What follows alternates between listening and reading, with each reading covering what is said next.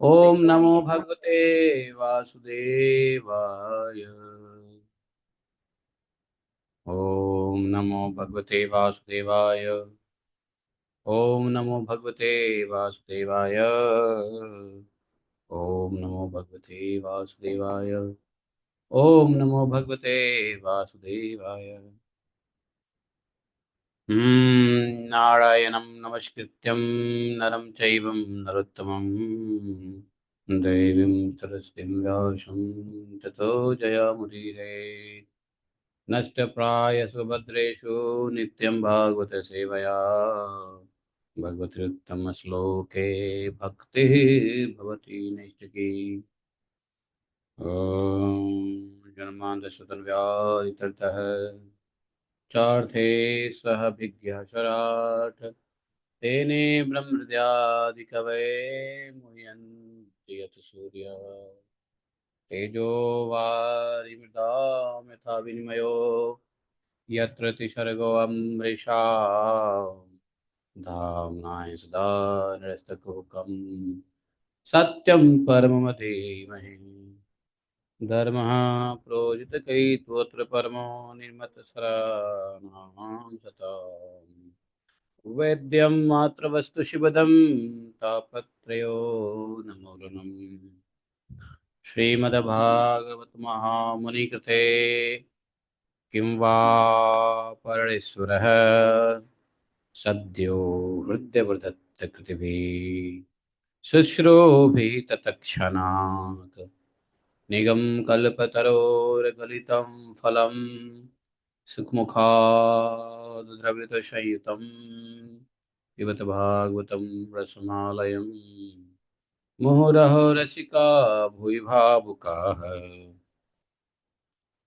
अहं सर्वस्य प्रभवो मत्तः सर्वं प्रवर्तते इति मत्वा भजन्ते माम् उदाभावा समन्विता अच्चित्ता मद्गतप्राणा बोधयन्तः परस्परं कृतस्य मां नित्यं तुष्यन्ति च रमन्ति च तेषां सततयुक्तानां भजतां प्रीतिपूर्वकं ददामि बुद्धियोगन्तं ये मापयान्ति ते तेषामेवानुकम्पार्थम् अहम् अज्ञानितं तमः नाशात्मभावस्तो ज्ञानदीपेन भास्वता अहमेवास्मेवाग्रे नान्यत् सत् असत्परं पश्चादमते तस्याय वशिष्यते स्वस्म्यहम् ऋत्यर्थं यत् प्रतीयेत न प्रतीयेत चात्मनि तद्विद्यादात्मनो माया यथा भाषो यथात्मा यथा महान्ति भूतानि भूतेषु चावचिष्यनु पृष्ठानि पृष्ठानि तथा तेषां तावदेव जिज्ञासु तत्त्व जिज्ञासनात्मा अन्यविते एकव्यवसात् सर्वत्र सर्वदा। हरे कृष्णा कृष्ण कृष्ण हरे हरे हरे राम राम राम हरे हरे। बोलिए ग्रंथराज श्रीमद् भागवत महापुराण की जय। शिला व्यास देव भगवान की जय। शिला सुखदेव गोस्वामी महाराज की जय। श्री शुत गोस्वामी की जय। शिला गोपाल की जय। श्री श्री गुरु गौरांग की जय। जय जय श्री राधे श्याम। तो भगवान की बड़ी महती कृपा से आज हम लोग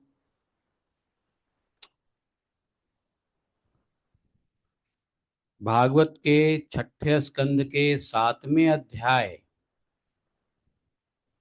का श्रवण करेंगे। यह अध्याय भागवतम में जो है वो इंद्र के लिए तो है ही, लेकिन देवराज इंद्र के अलावे कोई भी मनुष्य चाहे तो इस नारायण कवच का फायदा उठाया जा सकता है। तो वैसे दिया तो गया था इंद्र को, जिससे असुरों की सेना पर विजय प्राप्त की थी इंद्र ने। किसने दिया था? किसने दिया था नारायण कवच? उदार बुद्धि विश्वरूप जी ने दिया था। ब्राह्मण का एक स्वभाव है उदारवादी बनना, इसलिए उदार बुद्धि विश्वरूप जी ने यह उपदेश दिया। समझे? सॉरी, 8वें अध्याय है ना? 7वां नहीं, 8वां। 7वां अध्याय तुमने कर लिया, 8वें अध्याय करेंगे। ठीक है।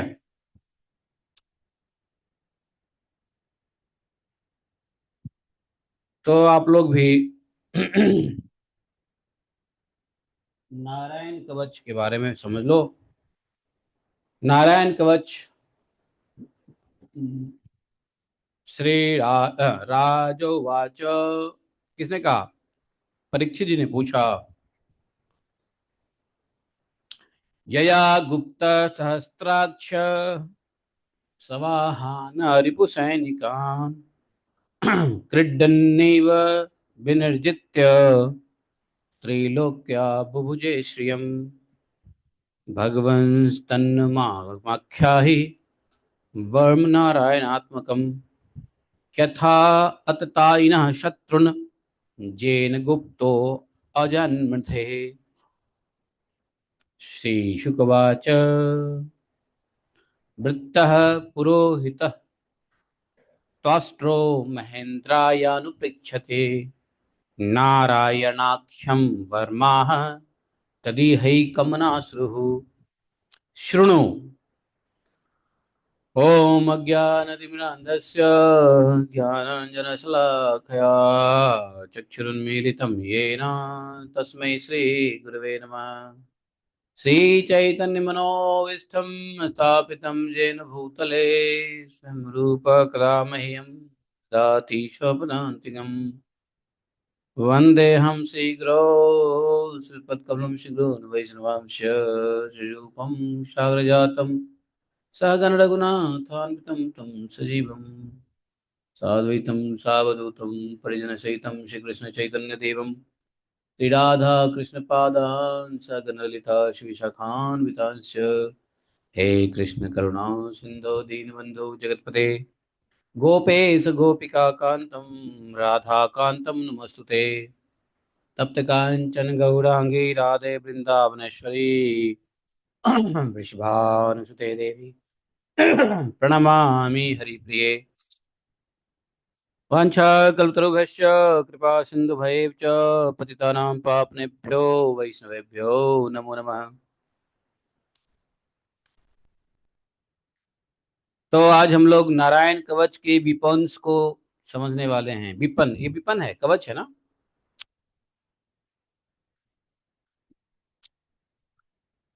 तो राजा परीक्षित ने पूछा, गुरुदेव, देवराज इंद्र ने जिससे सुरक्षित होकर शत्रुओं की चतुरंगिनी सेना को खेल खेल में ही अनायास ही जीतकर त्रिलोकी की राजलक्ष्मी का उपभोग किया, आप उस नारायण कवच को मुझे सुनाइए और यह भी बतलाइए कि उन्होंने उससे सुरक्षित होकर रणभूमि में किस प्रकार आक्रमणकारी शत्रुओं पर विजय प्राप्त किया। तो ऐसी कौन सी चीज है जिससे हम्म अनायास में ही जीत लिया? दैत्यों की चतुरंगिनी सेना से खेल खेल में अधिक प्रयास भी नहीं करना पड़ा। सुखदेव महाराज कहते हैं, देखो, वृत्ता पुरोहित तस्ट्रो महेंद्रायानुपृक्षते। परीक्षित, यहाँ महेंद्र, महेंद्र किसको कहा? इंद्र को। परीक्षित, जब देवताओं ने विश्वरूप को पुरोहित बना लिया, तब देवराज इंद्र के प्रश्न करने पर महेंद्राय अनुपृक्षते, अनुपृक्षते। हम्म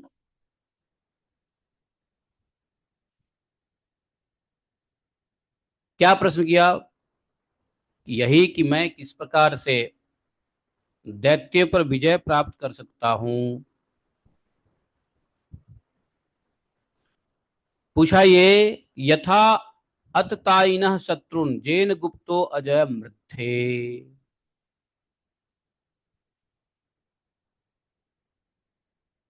शत्रु, शत्रु कौन था? देवता। देवता कैसे, सॉरी, दानव, दानव दैत्य। और दैत्य को क्या बोला गया है? अततायिनः, अतताई।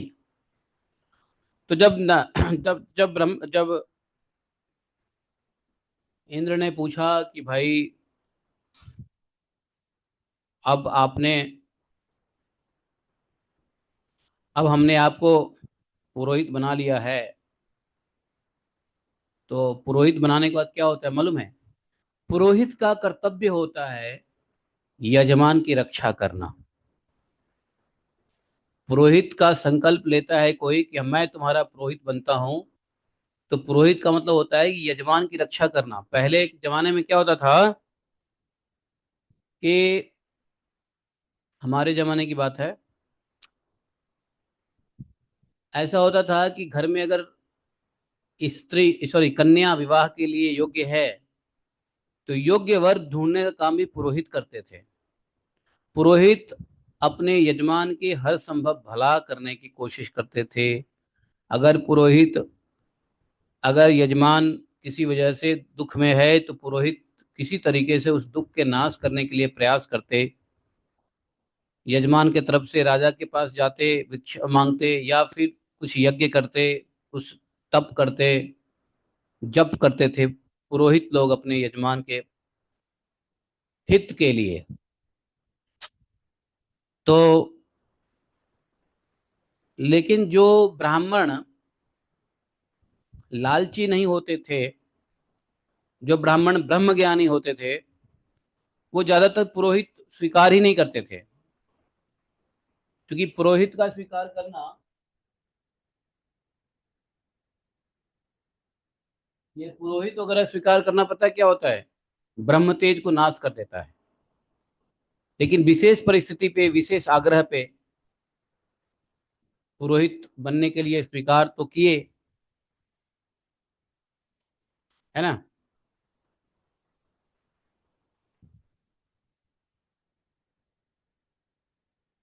और ब्राह्मणों का पेट भी, ब्राह्मणों का पोषण भी होता था। जजमान बदले में दान देते थे, अन्न देते थे, हर प्रकार की जो जीवन यापन की सुविधाएं होती है, वो यजमान लोग बदले में पुरोहित को देते थे। इस प्रकार से समाज में चलता था ब्राह्मण, पुरोहित और यजमान का काम। अब क्योंकि विश्वरूप जी ने, वैसे विश्वरूप जी पुरोहित नहीं बनना चाहते थे। उन्होंने कहा कि ज्ञानी लोगों का मानना है कि पुरोहित गिरी करना ब्रह्म तेज का नाश करना है। लेकिन आप हमारे स्वामी हैं, आप आए हैं, आप रिक्वेस्ट कर रहे हैं, तो हमें आपकी सेवा करने का मौका मिलेगा। तो पुरोहित बनने के लिए तैयार हो गए। जब पुरोहित बनने का संकल्प ले लिया, उसके बाद इंद्र ने कहा हम पे आफत आ गई है, दैत्य लोगों ने आक्रमण कर दिया है, अब आप हमें बचाएं। तो बचाने का उपाय विश्वरूप जी ने कहा कि देवराज इंद्र, भय का जब कभी भी भय का अवसर उपस्थित हो जाए, ये देवराज इंद्र तो को कह रहे हैं, लेकिन भागवतों के माध्यम से आप सबके लिए है, हम सबके लिए है। बोले कि जब भय का स्थिति उपस्थित हो जाए, किसी भी वजह से भय आ जाए, तो उस समय क्या करना चाहिए? भय के अवसर उपस्थित हो जाने पर नारायण कवच धारण करके अपने शरीर की रक्षा कर लेनी चाहिए। देवराज, हम आपको उस नारायण कवच के विधि को बताते हैं, आप ध्यान से सुनिए। नारायण कवच धारण कैसे किया जाएगा ताकि शत्रु का नाश हो, भय का नाश हो, शरीर का सुरक्षा हो? तो बोले हाथ पैर धो लेना है, आचमन कर लेना है। आचमन करेंगे। ओम केशवाय नमः, ओम माधवाय नमः, ओम गोविंदाय नमः, ओम ऋषिकेशाय नमः से हाथ को धो लेंगे। धो लिया। और यदि उपस्थित हो तो हाथ में कुश ले लेंगे, कुश नहीं हो तो मानसिक कुश ही ले लीजिए। लेकिन ज्यादा अच्छा हो कि कुश ले लो। पहले कुश सबके घर में होता था, आजकल कुश सबके घरों में नहीं होता है। मेरे पास तो है कुश, मेरे मेरे चारों तरफ कुश ही कुश है। तो कुश ले लेना चाहिए और उत्तर मुंह करके बैठना चाहिए। और उत्तर मुंह करके पहले क्या करना चाहिए, पवित्रीकरण करना चाहिए। पवित्रीकरण। ओम अपवित्रो पवित्रो वा सर्वावस्थांगतोऽपि वाह यह स्मरेत पुंडरीकाक्ष तस्य बाह्य अभ्यंतर शुचि शुचि शुचि। कुश के साथ जल को छिड़क देना चाहिए, समझे। तो आचमन करके आपने क्या किया, पवित्रीकरण कर लिया। अगर मान लो पवित्रीकरण नहीं कर सकते, जैसे मान लो कुश नहीं है, तो क्या करना चाहिए बताओ। मान लो कुश नहीं है तो क्या करो, ये देखो, ये धागा है पवित्रीकरण धागा, इसको पहन लो। आप देखते होगे मैं रोज पहन के रखता हूँ ना, खासकर नारायण कवच भी करते वक्त धारण कर लेता हूँ। तो ये देखो इस तरीके से, ये पवित्रीकरण धागा ये मायापुर में मिलता है और भी अन्य क्षेत्रों में मिलता है, उडुपी में मिलता है। तो आप पवित्रीकरण जो है इसको धारण कर लीजिए। इसमें क्या होता है, रेशम का है, रेशम का माला है, ऑफर किया हुआ। अगर आपके शरीर में पहले से ही सिल्क के कोई वस्त्र हैं तो पवित्र हैं आप। नहीं है सिल्क का वस्त्र तो ये सिल्क का माला धारण कर लीजिए। वैसे तो मेरा कुर्ता भी सिल्क का ही होता है, तो इसलिए अगर कुछ भी नहीं है तो कुशाग्रास ले लीजिए। ठीक है। तो हाँ, हाँ हाँ, क्या हुआ, बोलिए।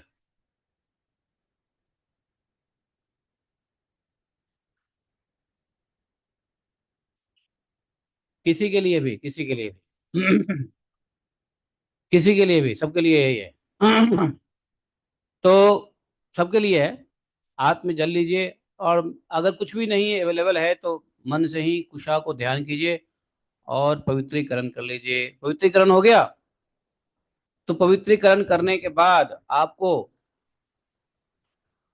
जब आप ये पवित्रीकरण कर लिए तो कुछ नहीं बोलना है, किसी से कुछ नहीं बोलना है बीच में, जब तक नारायण कवच धारण न कर लिया जाए।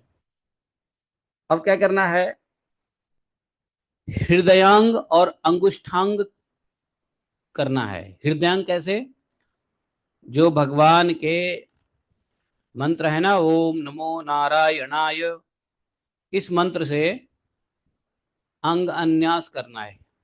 तो अंग अन्यास कैसे करेंगे, देखो। आप लोग मेरे वीडियो को देख रहे हो, देखो। नहीं देख रहे वीडियो को, सबको वीडियो देखो, मेरे हाथ को देखो। तो क्या करना है, पहले अपने दाएं हाथ के तर्जनी और अंगूठा, ऐसे तर्जनी और अंगूठा ये हुआ ना, इसको ऐसे बना लीजिए, ऐसे मिला लीजिए, ये मुद्रा, ये चुटकी वाली मुद्रा, देखो। दिख रहा है, नहीं दिख रहा है भाई। हाँ, तो देखो ये ऐसे चुटकी बना लो। इसको बोलते हैं तर्जनी और अंगुष्ठा के दाहिने हाथ को ऐसे मिला करके क्या कीजिए, दोनों पैर को स्पर्श कीजिए। दोनों पैर को कैसे, घुटने के नीचे दोनों पैर को क्या बोलना है, ओम ओम नमः पादयो हो। देखो ऐसे ऐसे टच कर लेना है दोनों पैर को। आलथी पालथी मार के बैठे हैं तो ऐसे टच कर लेना है। उसके बाद इसी मुद्रा में ओम नम नमः जानू नो हो, अर्थात जंघे को, जंघा नहीं मतलब घुटना, जानू जानू, घुटने को, नीज को टच कर लेना है, ओम नम नमः। अब तीसरा, इसी मुद्रा में ओम मोम नमः उर्वहो, इसे क्या करना है, थाइज को टच कर लेना है, उर्वो उर्वो बोलते हैं जांग को। ओम मोम नमः, टच कर लिया। अब क्या करना है, पेट को टच करना है, बोलना है ओम नाम नमः उदरे। ये मुद्रा, ठीक है ना। ओम नाम नमः उदरे। तो क्या हुआ, ओम नमो नारायण। तो ओम क्या करना, ओम ओम नमो पादयो, ओम नम नमः जानुनो, ओम मोम नमः उर्वो, ओम नाम नमः उदरे। पेट को टच कर लेना है, बस इस मुद्रा को पेट को टच कर लेना, ठीक है। अब क्या होगा, अब मुद्रा चेंज हो जाएगा, अब ये मुद्रा में आ जाओ, ये मुद्रा मध्यमा, अनामिका और तर्जनी। ये तर्जनी है, मध्यमा है, अनामिका है, इसको अब इस मुद्रा में ले आइए, इस मुद्रा में देखो, इस मुद्रा में, ये मुद्रा देख रहे हो, समझ में आई ये मुद्रा, दिख रहा है। हाँ, अब क्या करना है, ओम राम नमः हृदय, यहाँ पे हृदय को टच करना है, ओम राम नमः। अब ओम यम नमः उरसी। अब छाती को, दोनों तरफ छाती को टच करना है, ओम यम नमः। अब क्या करना है, अब सिर्फ तर्जनी और अंगुष्ठा को फिर इस मुद्रा में आ जाना है। अब इसको मुंह को टच करेंगे, ओम नाम नमः, ऐसे। और इसी मुद्रा में, अब तर्जनी मध्यमा की मुद्रा में ही ओम नाम नमः शिरसी, ऐसे सर को टच करना है। तो ये हो गया अंग अन्यास, अंग को शांत कर लिया आपने। तो ये ओम नमो नारायणाय, 1 2 3 4 5 6 7 8, तो 8 अंग को टच किया ना। तो ओम नमो नारायणाय में 8 लेटर्स हैं, ओम न मो, कितने हुए, 3, नाराय 3, नाय 2, 6 हो, 8 हो गया। तो ओम नमो नारायण, तो ओम ओम नमः क्या टच करना है, पैर, ओम नम नमः क्या टच करना है, घुटना, ओम न, हाँ, ओम मोम नमः जंघा को टच करना है, ओम नाम नमः किसको टच करना है, पेट को, ओम राम नमः इस मुद्रा में हृदय को टच करो, ओम यम नमः अपनी छाती को टच करो, ओम नम नमः सर को टच करो, और ओम यम नमः अपने मुंह को टच करो, पहले मुंह फिर सर, ठीक है। तो नीचे, नीचे ये मुद्रा होगा, फिर ये मुद्रा होगा, फिर ये मुद्रा हो जाएगा, देखा आपने। तो इसको बोलते हैं अंग अन्यास। इसको प्रैक्टिस 2 3 दिन करोगे ना तो आसानी से हो जाती है, मैं तो फटाफट कर लेता हूं, समझे। अब आइए, करन्यास करना है, करन्यास, करन्यास क्या होता है, ये कर कर मतलब होता है हाथ, हाथ का न्यास, सारे कर्म हाथ से होते हैं, ठीक है। तो देखो करन्यास में क्या करना है, ये देखो, करन्यास में कौन सा मंत्र यूज होता है, ओम नमो भगवते वासुदेवाय, समझे। इसको बोलते हैं द्वादश मंत्राक्षर। ओम 1 नमो 2 3 भगवते 4 4 3 7 और वासुदेवाय 5 7 5 क्या 12। तो 12 में क्या करना है मालूम है, ओम ओम नमः ऐसे, इसमें आप देख रहे हो, ओम ओम नमः, ओम नम नमः, ऐसे चेंज करना है, ओम नम नमः, देखो ऐसे करके करना है, समझ गए। ओम ओम नमः, ओम नम नमः, ओम ओम नमः, ओम भम नमः, ओम गम नमः। अब दूसरे हाथ में, ओम वम नमः, ओम तेम नमः, ओम वाम नमः, हो गया, 4 4 8 हो गया। अब देखो, ओम सुम नमः, ओम देम नमः, देखो, ओम सुम नमः में ऐसे बनाना है, और ओम देम नमः यहाँ पे लाना है ऐसे, और ओम वाम नमः, ओम यम नमः, देखा, ओम वाम नमः, ओम यम नमः, ओम वाम नमः, ओम यम नमः। तो 12 हो गए ना, नहीं हुए 12, अरे 4 उंगली, 4 उंगली कितने हुए, 8, और ये 2, 4 12 हो गए ना। तो तो भगवान का जो द्वादश अक्षरी मंत्र है, ओम नमो भगवते वासुदेवाय, उसको ऐसा है, एक बार दोबारा से बता देता हूँ, ओम ओम नमः, ओम नम नमः, ओम हम नमः, ओम गम नमः, ओम वम नमः, ओम तेम नमः, ओम वाम नमः, ओम सुम नमः, ओम देम नमः, ओम वाम नमः, ओम यम नमः, ओम अ, वाम नमः, ओम यम नमः, वाम नमः, ओम यम नमः, ऐसा। आगे समझ में बात, नहीं आई, क्लियर है। इसको बोलते हैं, इसको बोलते हैं करन्यास है। तो अंगन्यास कर लिया, पैर से लेकर के सर तक आपने पूरा वो कर लिया, ठीक है। उसके बाद ये हो गया करन्यास, हो गया। अब देखो, अब एक और करना है, विष्णु षडक्षरन्यास। तो तीसरा है ओम नमो ओम ओम विष्णवे नमः। तो ओम विष्णवे नमः का न्यास करना है। कैसे करेंगे? तो तर्जनी मध्यमा अनामिका को ऐसे पकड़ेंगे, देखो ऐसे बना लेंगे, ऐसे। तर्जनी, ये तर्जनी है, ये मध्यमा अनामिका है, मतलब index finger, middle finger, ring finger दोनों को ऐसे बना लेंगे और अपने छाती पे रखेंगे, बोलेंगे ओम ओम नमः, ठीक है। अब तर्जनी मध्यमा अब हो गया, अब तर्जनी और मध्यमा, अब इसको पकड़ो ऐसे ऐसे। अब इसको बनाकर ओम विम नमः, सर को टच करेंगे, ठीक है। अब ओम शम नमः, भ्रूर मध्य भौं के बीच में टच करेंगे। ओम नम नमः, शिखा को टच करेंगे। शिखा को कैसे टच करना है मालूम है? इससे इससे अंगूठा से टच करना है। ओम ओम नम नमः, ऐसे ऐसे, दिख रहा है ना? ओम नम नमः, शिखा को टच करेंगे। ओम वेम नमः, नेत्रयो हो, देखो आप दोनों आंखों को टच करेंगे। ओम वेम नमः नेत्रयो हो। ओम नम नमः सर्व सिंधुषु, पूरे शरीर के जॉइंट को टच करेंगे, ऐसे टच कर लिया, देखा? पूरे यहाँ से शुरू करेंगे, पूरे जॉइंट्स आ जाएगा, यहाँ ऐसे करके नीचे लाएंगे और पूरे, और फिर इसको क्या करेंगे, पूरे शरीर के एक एक जॉइंट को टच कर लिया। तो ये क्या हो गया? ओम नम नमः सर्व सिंधुषु, ठीक है। तो ये हो गया विष्णु षड अक्षरन्यास। तो तीन न्यास करना है, अंग अन्यास, कर अन्यास और विष्णु षडक्षरन्यास। इसके बाद दिशा को बांधना है। तो दिशा को कैसे बांधते हैं, देखो ओम मह अस्त्राय फट, चुटकी बजाना है पूरब की दिशा, पूरब की दिशा में चुटकी बजाओ, ओम मह अस्त्राय फट। उसके बाद इस तरीके से दिशा चेंज करो, अब ईशान को उसमें आओ, पूरब के बाद ईस्ट के बाद साउथ ईस्ट, ओम महस्त्राय फट, ओम महस्त्राय फट साउथ, ओम महस्त्राय फट साउथ वेस्ट, ओम महस्त्राय फट वेस्ट, ओम महस्त्राय फट नॉर्थ वेस्ट, ओम महस्त्राय फट नॉर्थ, ओम महस्त्राय फट नॉर्थ ईस्ट, ओम महस्त्राय फट ऊपर ऊपर ऊपर आकाश की ओर, ओम महस्त्राय फट, और नीचे पृथ्वी की तरफ, ओम महस्त्राय फट।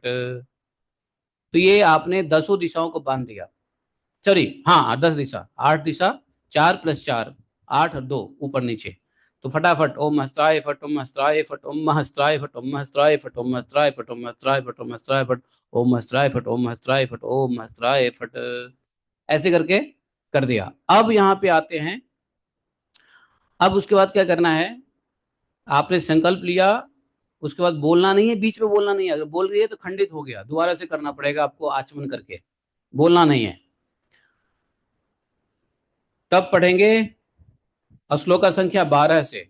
तो 12 श्लोका संख्या 11 तक यही मेथड बताया है जो मैंने आपको बताया है, श्लोका संख्या 11 तक यही मेथड है, ठीक है। जो मैंने बताया उसी के संस्कृत में यहाँ लिखा हुआ है, सभी सरगम फटंतम तत् सर्व दिक्षो निर्देशेत, ओम विष्णवे नमः इति। तो सभी सरगम फटंतम, ओम महस्त्राय फट, ओम महस्त्राय फट, ये हो गया। अब जो है 12वें श्लोक से क्या करना है, कवच का पाठ करना है। तो 12वें श्लोक क्या है, पढ़ लो। ओम हरिर्विद्यानम सर्वरक्षाम नस्तांघ्रिपद्मा पतगेन्द्र पृष्ठे धरारिचर्मा सिगदेषु चाप पाषाण दधानो गुरुवश्च बाहु जलेषु मां रक्षतु मत्स्यमूर्तिः यादो गणेभ्यो वरुणस्य पाशात् स्थलेषु मायावट्वाम्नोऽप्यात् त्रिविक्रमाख्ये अप्तु विश्वरूपः दुर्गेष्वटव्याजिमुखादिषु प्रभुः पायन् नृसिंहो असुरित्थपारिः विमञ्चतो यस्य महाट्टहासं दिशो विनेन्दुन्यपतश्च गर्भः रक्षत्त सौमाध्वनियज्ञकल्पः स्वदंष्टयोनीतधरो वराहः रामो अद्रिकुटे स्वत्विप्रवासे सलक्ष्मणोऽव्यात् भर्ता कृजोऽस्मान् मामुग्रधर्मात् किलात् प्रमादाः नारायणः पातु नरस्य हासात् दत्तस्तयोगा दत्तयोगनाथः पायाद् गुणेशः कपिलः कर्मबन्धनात् सनत्कुमारो अप्तु कामदेवः ध्यशीर्षा मां पतिदेव हेलनात् देवर्षिवर्यः पुरुषाचरान्तरात् कुर्मो हरिर्माम निर्याधशेषात् धन्वन्तरि भगवान् पार्थपथ्यात् द्वन्द्वाद् भयाद्रिस्वो निर्जितात्मा यज्ञस्य लोकात् दत्ताञ्जनादात् बलो गुणात् क्रोधवशादहीन्द्रः द्वैपायनो भगवान् प्रबोद्धात् बुद्धस्तु पाखण्डगणात् प्रमादात् कल्किः कले कालमलात् प्रपातु धर्मावनायोर्कृतवतारः मां केशवो गद्या प्रातरभ्यात् गोविन्द आसङ्गमात्तवेणुः नारायणः प्राणुदात्त शक्तिः मध्यं दिने विष्णुरेन्द्रपाणिः देवो प्राणे मधुग्रगन्ध्वा सायं त्रिधामावतु माधवो मां दोषे हृष्केश उत्तरार्धरात्रे निशीथ एको अप्तु पद्मनाभः श्रीवत्सधामा पररात्र ईशः प्रत्यूष ईशो असिधरो जनार्दनः दामोदरो व्यातु संध्यं प्रभाते विश्वेश्वरो भगवान् कालमूर्तिः चक्रम युना युगानांत लिप्तग्ननेमि भ्रमत्समन्ताद् भगवत्प्रयुक्तं दन्दग्धि दन्दग्निरिसन्यमासु कक्षं यथावात् सखो हुताशः गदेशनि स्पृशन विस्फुलिंगे निस्पृढ़ निस्पृढ़ जत प्रयासी कुष्मांडवैनायक रक्ष रक्षो भूतग्रहाश्चूर्यं चूर्ययाडिन् तम यातु दाना प्रमत्प्रेत मात्रिः पिशाच विप्रघ्रघोर दृष्टिन् नरेन्द्र विद्रावय कृष्ण पूरितो भीमश्चनो हरेन्द्राणि कंप्यन् तम तिग्धारा शिवरारि सैन्य मीशा प्रयुक्तो मम छिंदि छिंदि चक्षुषिं चम चन्द्र छाद्य दुशाम घो नाम हर पाप चक्षुषाम यन्नो भयं ग्रहभ्यभूत केतुभ्य नृपेव च सरीसृपेभ्यो दंष्टिभ्यो भूतेभ्यो भेवा सर्वान्यतानि भगवान् नाम रूपास्त कीर्तनात् प्रयान्तु संक्षम सद्यो येन श्रेयः प्रतीपिकाः गरुडो भगवान् स्तोत्र स्तोत्र छंदमयो प्रभु रक्षत्व शेषकृतक्षेभ्यो विश्वक्सेनः समावभिः सर्वापदभ्यो हरेर्नाम रूपायुधानिनः बुद्धीन्द्रिय मनः प्राणान् पान्तु पार्षद्भूषणः यथा हि भगवान् एव वस्तुतः सद सत् यत सत्यनानेन न सर्वे यान्तु नाशोपद्रवः अथैकाम्यात्मभावानां विकल्परहितः स्वयं भूषणायुध लिंगाख्या धत्ते शक्ति स्मायया तेनैव सत्यमानेन सर्वज्ञ भगवान् हरिः पातु सर्वैः स्वरूपेणः सदा सर्वत्र सर्वगः विदुक्षुदुक्षुः मदः समन्तः अन्तर्बहिर्भगवान् नारसिंहः प्रहापयं लोकभयं स्वनेन स्वतेजसाग्रस्त समस्त तेजाः। ये आपने पढ़ लिया। अब आपने नारायण कवच को धारण कर लिया, समझ गए? बस यहीं तक, श्लोक नंबर 34 तक है। उसके बाद इस नारायण कवच को धारण करने का क्या फल मिलता है वो बताया गया है। अभी हम लोग पढ़ेंगे हिंदी में। तो ये आपका नारायण कवच धारण करने की विधि यही है। जब कभी भी ऐसी संकट आवे जिसमें जान माल की हानि होने का न जब जान माल की हानि होने जैसा उपस्थित हो जावे तो आप इसको पढ़ लीजिए। आपको इसको धारण कर लेने के बाद परमाणु बम भी कुछ नहीं करेगा, पक्की बात है, ठीक है? मान लो अगर मान लो अगर न्यूज आ गई कि परमाणु बम छोड़ दिया तो उसके रेडिएशन आप तक आने में तो 1 घंटा लगेगा ना। तो उसके बीच में नारायण कवच पढ़ लो। समझ गए नहीं समझे बात? समझे कि नहीं समझे? हाँ जी प्रभु जी, संस्कृत में ही करना है, हिंदी में नहीं कर सकते? नहीं नहीं नहीं नहीं, संस्कृत में ही करना है। इसलिए नारायण कवच को बार बार पढ़ के अपने जीवा को नारायण कवच के मुताबिक तोड़ मरोड़ लो। आप लोग अपने जीवा को संस्कृत के लिए क्यों नहीं तोड़ते मरोड़ते हो? प्रॉब्लम ये है। जीवा को तोड़ो मरोड़ो। जीवा ना ना, मिस्टेक से मत डरो। भगवान भावाग्रही होते हैं, आपके होठ को नहीं देखते हैं, भाव को देखते हैं। इसलिए कोशिश करो।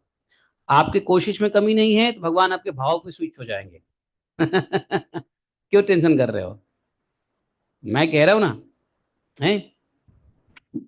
समझे कि नहीं समझे? हाँ, अपने टंग को घुमाओ संस्कृत शब्दों पे, ठीक है। तो अब जो है इसका मीनिंग हम लोग पढ़ लेते हैं, मीनिंग जान लेते हैं कि इस नारायण कवच में क्या क्या इंक्लूडेड है। तो सुखदेव जी इस बात को बता रहे हैं। देखो, मैं कल ही बताया था, सुखदेव जी चाहते, सुखदेव गोस्वामी महाराज चाहते तो वो नारायण कवच को स्किप कर जाते, सिर्फ सिर्फ बोल देते कि नारायण एक कवच थी जिसको दिया, उसको धारण करने से देवता लोग विजयी हो गए।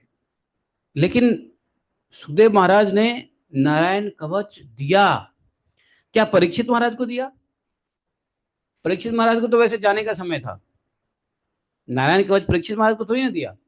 और न ही परीक्षित महाराज ने ये कहा, अच्छा गुरुदेव तो ये नारायण कवच मैं भी धारण कर लूं, तक्षक नाग नहीं काटेगा। है, ऐसा परीक्षित महाराज ने नहीं कहा इस नारायण कवच को। इसका मतलब है कि यह नारायण कवच न तो परीक्षित जी के लिए था, बल्कि यह नारायण कवच हम सबके लिए है, जो भी भयभीत तो हैं जान माल की हानि को लेकर के, हम मनुष्यों के लिए है नारायण कवच। इसीलिए नारायण कवच का तो धन्य हो परीक्षित महाराज जिन्होंने प्रश्न किया हम लोगों के लिए, और धन्य हो विश्वरूप जी जिन्होंने ये दिया तो देवताओं के लिए, लेकिन काम हम लोग को भी आ रहा है। हम्म तो इसका मीनिंग समझो। मीनिंग में क्या क्या बताया गया है, कहते हैं कि ओम हरि, देखो अगर आप लोगों को पढ़ना हो तो इसको अलग अलग करके धीरे धीरे एक दो बार पढ़ो, टाइम लगेगा, एक दो बार में टाइम लगेगा, फिर फास्ट हो जाएगा। कैसे पढ़ना है?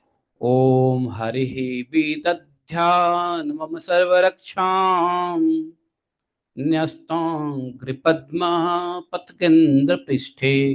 देखा, तो बोले कि भगवान श्री हरि गरुड़ जी के पीठ पर अपने चरण कमल रखे हुए हैं। जब इसका अर्थ समझते हो तो भावना भी करना पड़ेगा, नारायण कवच पढ़ते साथ साथ अर्थ के साथ भावना करो। तो यहाँ क्या है, हरि हरि क्या कर रहे हैं? विद्या धर्मम सुरक्षा, हमें रक्षा करें। कौन हरि? जो अणिमा आदि आठों सिद्धियों की जिनकी सेवा कर रही है, ऐसे हरि जो गरुड़ जी के पीठ पर चरण कमल रखे हुए हैं, और जितनी भी सिद्धियां हैं सब भगवान की सेवा कर रही हैं। भगवान के हाथ में शंख है, चक्र है, ढाल है, तलवार है, गदा है, बाण है, धनुष है, पाश है, फंदा भी है। आठ हाथ, आठ हाथ वाले भगवान हैं, अष्टबाहु, अष्टभुजा।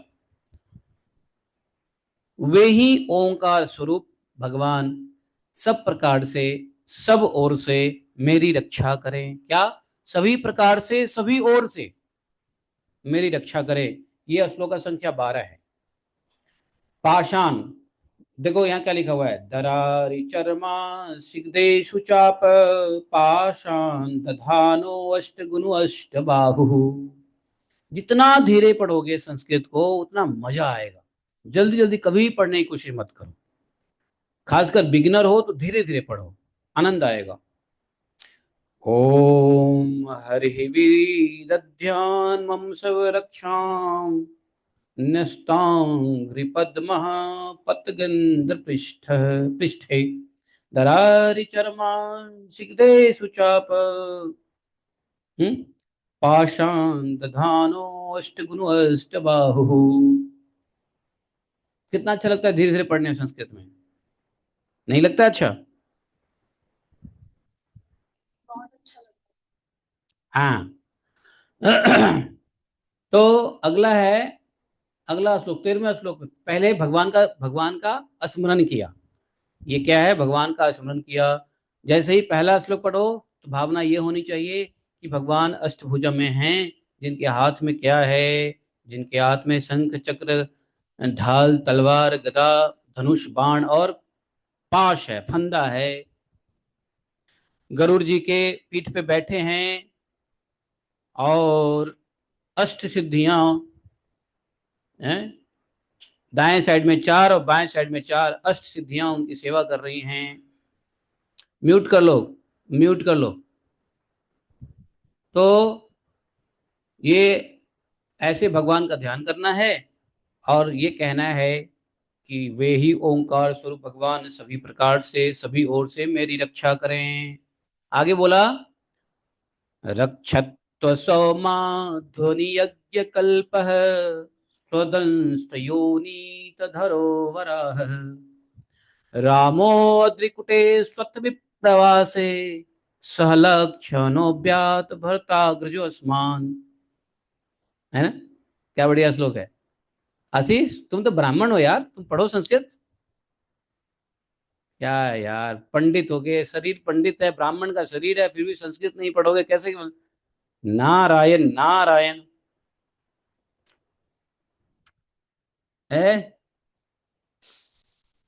मत्स्य मूर्ति भगवान जल के भीतर जल जंतुओं से रक्षा करें। देखो, सभी प्रकार से सभी ओर से रक्षा के लिए कह रहे हैं, तो कह रहे हैं जल में कौन रक्षा करे, तो भगवान मत्स्य मूर्ति। अच्छा, और जल में रक्षा करे, और किसे, वरुण के पास से मेरी रक्षा करे। जानते हो, जल में कोई व्यक्ति अगर किसी का जल में नुकसान होता है तो वरुण पाश है वो। जैसे यम पाश होता है ना, वैसे वरुण पाश होता है ना। इसलिए जल में रक्षा, जल से रक्षा कौन करे, वरुण पास करे, वरुण पास से मेरी रक्षा हो। मत्स्यमूर्ति भगवान। आगे चलो, माया से, माया से, इस संसार की माया से कौन रक्षा करे, ब्रह्मचारी का रूप धारण करने वाले वामन भगवान। वामन भगवान को आवाहन कर रहे हैं कि आप माया से रक्षा कीजिए। ब्रह्मचारी के रूप में हैं वामन भगवान। ठीक है, तो माया देवी से रक्षा के लिए वामन, चूंकि लड़ाई में अस्त्रों की लड़ाई नहीं होती है। अस्त्र के साथ जब दुश्मन देखता है, विधर्मी दुश्मन दैत्य लोग देखता है कि जब लड़ने से हम नहीं जीत सकते, तो माया का प्रयोग करता है। यहाँ छुप जाएगा, वहां छुप जाएगा, लुका छुपी करेगा, कभी कुछ बन जाएगा, कभी कुछ बन जाएगा, समझे। हाँ, कभी कभी कभी आपके पिताजी का ही रूप धारण करके आ जाएगा। अब कैसे चलाओगे तीर उसके ऊपर, कैसे चलाओगे गोली। माया भी ऐसे करते हैं, आपको मोहित कर देंगे। ये असुरों का स्वभाव है। जैसे पाकिस्तान को पता है कि भारत की सेना से नहीं लड़ सकते हैं, तो असुर लोग क्या करते हैं, आतंकवाद से सोचते हैं कि डिस्टर्ब करो, आतंक की लड़ाई करते हैं। उनको मालूम है आर्मी से तो लड़ नहीं सकते। तो ये असुरों का लक्षण है, सारा असुर का लक्षण है ये मुस्लिमों में, मालूम है। एक एक कूट कूट के भरा हुआ मुस्लिमों के लक्षण, असुरों के लक्षण। देखो, जानते हो विवाह कितने प्रकार के होते हैं, बताओ। 8 प्रकार के होते हैं ना। 8 प्रकार के विवाह में एक विवाह होता है आसुरी विवाह। और आसुरी विवाह किसको कहते हैं, जब कन्या को पैसा दिया जाए, वर पक्ष, लड़का जब लड़की को पैसा दे के विवाह करे, उसको आसुरी विवाह कहते हैं। यही मुस्लिम में होता है, मुस्लिम में ये होता है ना। मुस्लिम में क्या होता है, लड़के वाले पैसा देते हैं लड़की वालों को, वो कहते हैं security money, security money. What security money man. तुमको सिक्योरिटी देना है, लड़की को शादी किया तो तुमको सिक्योरिटी देना है, तुम सिक्योरिटी मनी देके थोड़ी छोड़ सकते हो। तो सिक्योरिटी मनी इसलिए देते हैं कि हम कभी छोड़ सकते हैं, तलाक तलाक तलाक, ऐसे थोड़ी ना होता है। तो सारा आसुरी जो गुण है, देखो, आसुरी दैत्यों के गुण को देखोगे तो सारा गुण मुस्लिम में मिलेगा। इसलिए मुस्लिम लोग कहते हैं कि दैत्य ही है, दैत्य के ही रूप है, मनुष्य के रूप में दैत्य ही है। लेकिन दैत्य में भी भगवान के भक्त हुए हैं, चिंता ना करो। दैत्य है, ऐसा नहीं कि दैत्य आगे तो दैत्य ही रहेंगे। दैत्य में भी भगवान के भक्त हुए हैं, नहीं हुए। दैत्यराज प्रहलाद महाराज की जय। विभीषण, देखो राक्षसों में विभीषण पैदा हुए हैं, भगवान के भक्त। तो ऐसा नहीं है, मुसलमान में भी कुछ भगवान के भक्त हो जाते हैं। जैसे हरिदास ठाकुर की जय। हमारे हरिदास ठाकुर कौन थे, मुस्लिम में थे। हाँ, क्या, हाँ नमाचार्य। नहीं नहीं नहीं, वो तो ब्राह्मण थे, कर्नाटक के ब्राह्मण थे। उनका नाम ऐसा लग रहा था कि मुस्लिम है, है, लेकिन नहीं नहीं नहीं, मलिक मलिक, नहीं नहीं, वो कर्नाटक के ब्राह्मण फैमिली से थे। कर्नाटक, उनके उनके फादर्स आ गए थे कर्नाटक से, बंगाल, गंगा किनारे। तो मुस्लिमों में बहुत बड़े बड़े भक्त हुए हैं, दैत्य में बहुत बड़े बड़े भक्त हुए हैं। हमारे हरदास ठाकुर मुस्लिम जन्म में, मुस्लिम घर में पैदा हुए। रसखान मुस्लिम हैं। हाँ, रसखान। साल बेग जगन्नाथ जी का बहुत बड़ा भक्त, साल बेग, जिसके लिए आज भी जगन्नाथ जी का रथ रुकता है जगन्नाथपुरी में। आज भी जगन्नाथ जी का रथ रुकता है साल बेग के मजार पे। साल बेग महान भक्त हुआ है। साल बेग की समाधि है वहां, मजार नहीं कहेंगे, समाधि कहेंगे, भक्त बन गए थे वो। तो साल बेग जी के समाधि पे आज भी रुकते हैं जगन्नाथ जी। साल बेग मुस्लिम भक्त थे। तो ऐसा नहीं है, सब सब नहीं होते हैं, सारे मुस्लिम नहीं होते आसुरी स्वभाव के, परंतु ज्यादातर होते हैं। सारे गुण आसुरी होंगे। तो बोले कि, और ये जब हाँ, ताज बेगम, अच्छा, बहुत बढ़िया। ताज बेगम भी, बहुत सारे भक्त हैं मुस्लिम में भी बहुत सारे भक्त, लाइन लगे हुए हैं भक्तों के। तो भगवान भला करे जिनकी बुद्धि, जिस भगवान, देखो, ऐसा होता है, अपने पूर्व जन्म के संस्कार के मुताबिक खानदान मिलता है, अपने ही बनाए हुए संस्कार के मुताबिक उनको जन्म मिला। लेकिन भगवान की कृपा हुई तो भक्त बन गए, असुर में भी भक्त बन गए। भगवान की कृपा अगर नहीं होती है तो देखो, ब्राह्मण कुल में भी जन्म लेके आदमी बकलोल बना रहता है। हैं? ये क्या है? भगवान की कृपा है। और देखो, भगवान की ऐसी कृपा होती है तो देखो। हाँ, तो कहने का तात्पर्य यह है कि भगवान ये नहीं देखते कि आप हिंदू में जन्म लिए, मुस्लिम में जन्म लिए, ब्राह्मण में जन्म लिए, चाहे चाहे अंत्यज में, चाहे बामन समन, कौन सी किस कास्ट में, किस संप्रदाय में जन्म लिए, ये भगवान नहीं देखते हैं। भगवान तो बस भाव देखते हैं और गुण देखते हैं। गुण भाव से क्या होता है, रिझ जाते हैं भगवान। तो माया से, अभी आजकल मायावी लोग बहुत फैला हुआ, नहीं? तो माया से ब्रह्मचारी का रूप धारण करने वाले बामन भगवान कह रहे हैं रक्षा करें। जमीन पर, स्थल पर माया से बामन भगवान, और विश्वरूप त्रिविक्रम भगवान आकाश में मेरी रक्षा करें। अरे भाई, आप लोग आकाश में फ्लाइट से उड़ते हो ना, नारायण कवच धारण करके उड़ा करो। तो आकाश में रहो। तो कौन भगवान? श्री त्रिविक्रम भगवान आकाश में मेरी रक्षा करें। त्रिविक्रम भगवान कौन है? वही जो त्रिविक्रम बन गए थे, बामन से त्रिविक्रम बन गए थे, तीनों लोगों को नाप लिया था।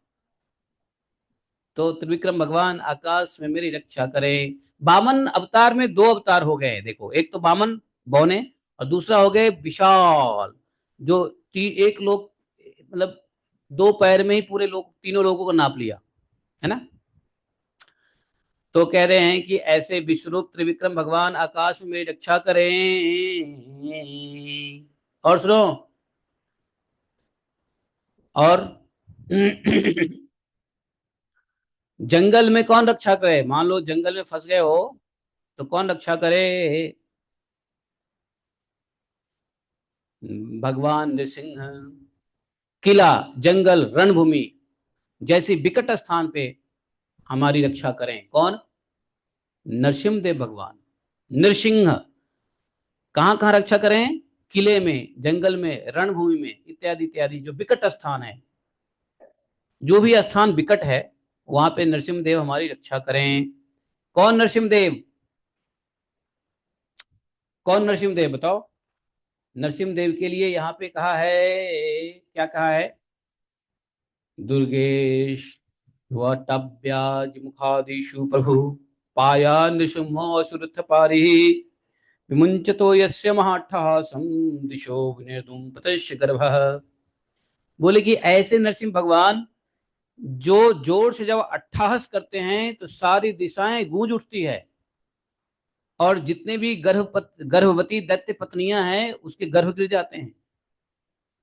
दैत्य पत्नी जो गर्भ है धारण किए रहती है, उनके गर्भ गिर जाते हैं। भगवान जब एक बार दहाड़ते हैं तो नरसिंहदेव भगवान। तो ये सारे दिशाएं क्या होता है, गूंज जाती है और दैत्य पत्नियों के गर्भ गिर जाते हैं। वे ही दैत्य युद्धपतियों के शत्रु, दैत्य युद्धपतियों के शत्रु भगवान नृसिंह किले, जंगल, रणभूमि इत्यादि इत्यादि विकट स्थानों से मेरी रक्षा करे। तो नरसिंह देव के लिए ये कहा। अच्छा सुनो। अब रास्ते में चल रहे हो तो कौन रक्षा करे?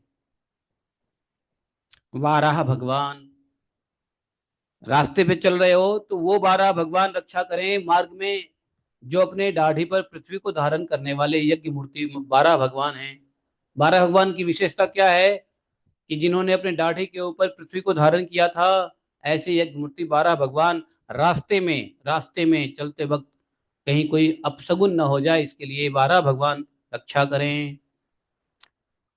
और यदि आप पर्वतों के शिखरों पे गए हैं, अभी आप बहुत सारे लोग जा रहे हैं केदारनाथ, बद्रीनाथ, मानसरोवर, कैलाश, पता नहीं कहाँ कहाँ लोग एडवेंचर करने जा रहे हैं भजन करने के बजाय। तो यदि पहाड़ के शिखरों पे जा रहे हो तो कह रहे हैं कि भगवान परशुराम जी हमारी रक्षा करें। परशुराम जी कहाँ रहते हैं? हिमालय में पहाड़ों पे नित्यवास करते रहते हैं परशुराम जी। परशुराम जी पर्वतों के शिखरों पे रक्षा करें। यहाँ पे लिखा हुआ है, रक्षत सौमाध्वनि यज्ञ कल्प स्वदंष्ट योनि तधरो वराह रामो अधिकुट सत्य प्रवास सलक्ष्म व्याध भरतायुष्मान। तो पर्वत के शिखरों पे परशुराम जी और लक्ष्मण के सहित भरत के बड़े भाई भगवान राम जब हम विदेश में रहे तो हमारी रक्षा करें। अभी देखो कितने लोग विदेश में हैं। देवपुरी जी विदेश में है, प्रथा देवी दासी अम्मा विदेश में है, और बहुत सारे अम्मा सब विदेश में है। तो विदेश में यदि हो तो भगवान राम रक्षा करते हैं, क्योंकि राम अपने देश छोड़ करके बाहर निकले थे 14 वर्ष के लिए। आप लोग ही पता नहीं कितने वर्षों के लिए अपने देश छोड़ के गए हो, भगवान भला करे। मैं तो कहूंगा जल्दी से जल्दी भारत में आ जाओ, क्योंकि भारत का अभी बम बम होने वाला है, बाकी का डम डम होने वाला है। लेट किए भारत आने में तो जगह नहीं मिलेगी, जल्दी भारत आ जाओ। हाँ, विदेशी सब भारत आएंगे, अमेरिकन यहाँ कटोरा लेके घूमेंगे। है गिव मी $5, गिव मी $5, $5, $1 के लिए कटोरा लेके घूमते रहेंगे अमेरिकी लोग। अब तब सोचोगे अरे बाप रे, मैं तो अमेरिका आया अमीर बनने के लिए, अब अमेरिका ही गरीब बन गया। तो अमेरिका अब गरीब बनने के कगार पे आ गया है, चिंता ना करो, इसलिए जल्दी छोड़ के आ जाओ भारत। Be opportunist. जब अमेरिका अमीर था तो गए, ठीक है, अब भारत अमीर होने वाला है, भारत में आ जाओ। तो ऐसे लोग जो प्रदेश में रहते हैं उनके लिए कहते हैं भगवान राम हमारी रक्षा करे। कौन भगवान? लक्ष्मण जी के सहित भरत के बड़े भाई भगवान रामचंद्र प्रवास के समय मेरी रक्षा करें, अर्थात राम लक्ष्मण रक्षा करें। और भगवान नारायण क्या करें? भगवान नारायण मारन मोहन आदि भयंकर अभिचारों से, सब प्रकार प्रमादों से मेरी रक्षा करें। मान लो किसी ने आपके ऊपर मारन मोहन ये सब कुछ ऐसे मंत्र आदि छोड़ दिया हो, टुटमा शुटमा छोड़ दिया हो, हैं क्या बोलते हैं उसको? अरे वो क्या बोलते हैं जो मंत्र छोड़ देता ना, है मारन मोहन इत्यादि।